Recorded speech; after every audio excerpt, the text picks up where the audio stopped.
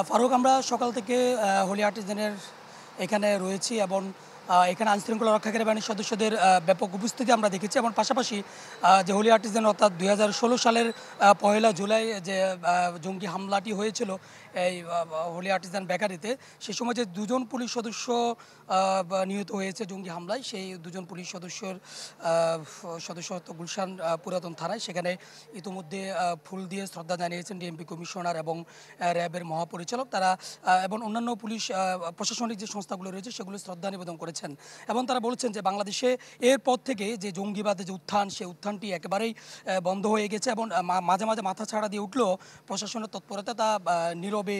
তা বন্ধ হয়ে যাচ্ছে এবং তারা উঠার সক্রিয়তা তারা পাচ্ছেন এমনটি বলছেন। আর অপরদিকে যে হোলি আর্টিজান যে বেকারিটি, আমি এখানে রয়েছি, এখানে বিদেশি রাষ্ট্রদূতরা আসার কথা রয়েছে, এখন পর্যন্ত আসেনি, তবে কিছুক্ষণের মধ্যে তারা আসবে, তারা এখানে ফুল দিয়ে শ্রদ্ধা জানাবে। তার কারণ হচ্ছে এখানে ঠিক যেদিন জঙ্গি হামলা হয়েছিল অর্থাৎ ২০১৬ সালের ১লা জুলাই, সেখানে কিন্তু ১৭ জন বিদেশি এখানে নিহত হয়েছেন এবং সব মিলিয়ে ২২ জন বা সেদিনই ২২ জন এখানে নিহত হয়েছেন এবং ২২ জন নিহত হয়েছেন এবং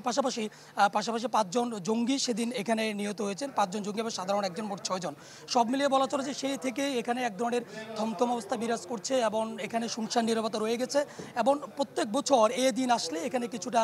প্রশাসনিক তৎপরতা এবং মানুষের উপস্থিতি দেখা যায়। এছাড়া শুনশান নীরবতা এবং কিছুক্ষণের মধ্যে বিদেশি রাষ্ট্রদূতরা আসলে তারা হয়তো বা এখানে ফুলের শ্রদ্ধা জানানোর পর তারপরেই নতুন করে এখান থেকে আরিফ, আপনাকে অসংখ্য ধন্যবাদ। দর্শক, হোলি আর্টিজানের বিষয় জানাচ্ছিলেন আমাদের সহকর্মী সুলতান মাহমুদ আরিফ।